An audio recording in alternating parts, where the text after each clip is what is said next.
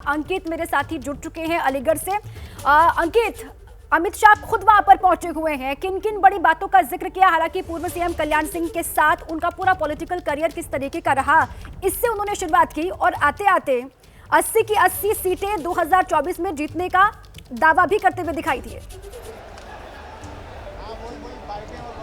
जी बिल्कुल, एक तरीके से जो है अमित शाह ने यहां से 2024 की उत्तर प्रदेश से 80 की 80 लोकसभा सीटों को जिताने की अपील भी कर दी है और साफ तौर पर कहा कि अगर हम जो 2014 में हमने 73 सीटें जीती थी यूपी में, अगर हम वो रिकॉर्ड तोड़ते हैं तो वही कल्याण सिंह को सबसे बड़ी श्रद्धांजलि होगी।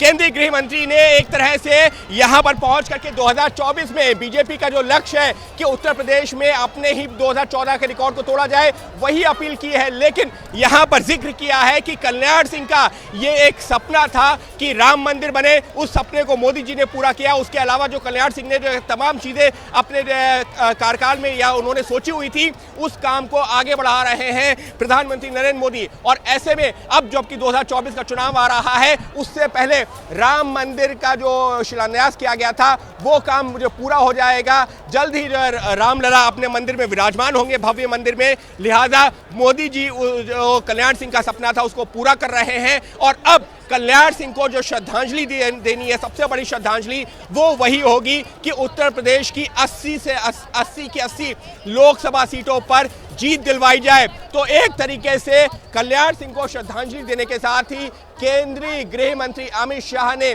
कर दी है उत्तर प्रदेश चुनावों के लिए एक तरीके से शंखनाद भी, और 80 की 80 लोकसभा सीटों पर जीत के लिए जनता से अपील भी की है और साफ तौर पर कहा कि यही जो बाबूजी है यानी कि कल्याण सिंह जिनके लिए उन्होंने जिक्र किया है, ये होगी कल्याण सिंह को सबसे बड़ी श्रद्धांजलि। जी बिल्कुल, और साथ ही हिंदू गौरव दिवस के रूप में अंकित आज चुकी पूर्व सीएम कल्याण सिंह की दूसरी पुण्यतिथि है और इस मौके को, आज के दिन को हिंदू गौरव दिवस के रूप में जो मनाया जा रहा है बीजेपी की तरफ से, इसके पीछे के माने क्या है, जरा बताइए हमारे दर्शकों को।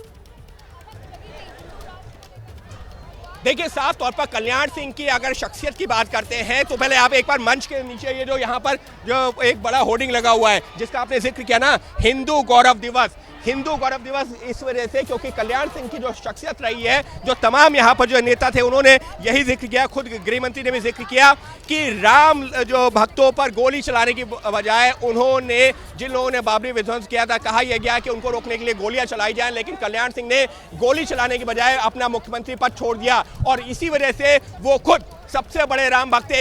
एक बात का और खुलासा किया है अमित शाह ने, वो ये कहा कि जब राम मंदिर का शिलान्यास कर रहे थे प्रधानमंत्री नरेंद्र मोदी, उस दौरान अमित शाह ने जब कल्याण सिंह को फोन किया तो उन्होंने कहा कि मेरे जीवन भर का जो सपना था वो पूरा हो गया है। तो एक तरह से ये बताने की कोशिश की है कि जो हिंदुत्व का एक बड़ा चेहरा कल्याण सिंह रहे हैं और उसी विचारधारा को मोदी सरकार आगे बढ़ा रही है। राम मंदिर का शिलान्यास भी हुआ और अब मंदिर भी बन रहा है। लेकिन दूसरी महत्वपूर्ण चीज, पिछड़ों के बड़े नेता के तौर पर जो है कल्याण सिंह का बार बार जिक्र किया गया है और यही कहा गया है कि जो पिछड़ा वर्ग था, जो पिछड़े लोग थे, उनको आगे बढ़ाने के लिए, उनके उत्थान के लिए जो कल्याण सिंह ने सपना देखा था, जिसमें खुद उन्होंने कई काम किए हैं, उसी काम को मोदी जी भी आगे बढ़ा रहे हैं। तो एक तरीके से संदेश देने की कोशिश की गई है, फिर चाहे वो जो है हिंदुत्व की बात हो या फिर बात हो पिछड़ों को आगे बढ़ाने की। जो कल्याण सिंह राजनीतिक सफर किस तरीके का रहा और उनका योगदान किस तरीके का रहा, इस बात का जिक्र वो करते हुए दिखाई दिया। अंकित, आप रहे हमारे साथ।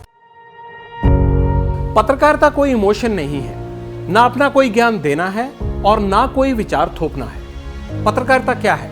पत्रकारिता का मतलब है सही जानकारी इकट्ठा करना और तथ्य बताना। पत्रकारिता आज जितने महत्वपूर्ण दौर में है, शायद पहले नहीं थी। इस दौर से निकलने के लिए सिर्फ सच दिखाने की जरूरत है, वो सच जो आपके हित को आगे रखे। इसलिए अब रात 9 बजे प्राइम टाइम नहीं होगा, ये आपका टाइम है।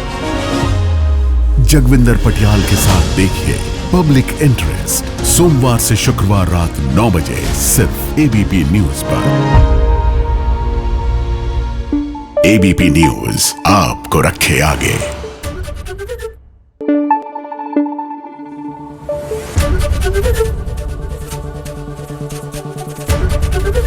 एबीपी न्यूज आपको रखे आगे।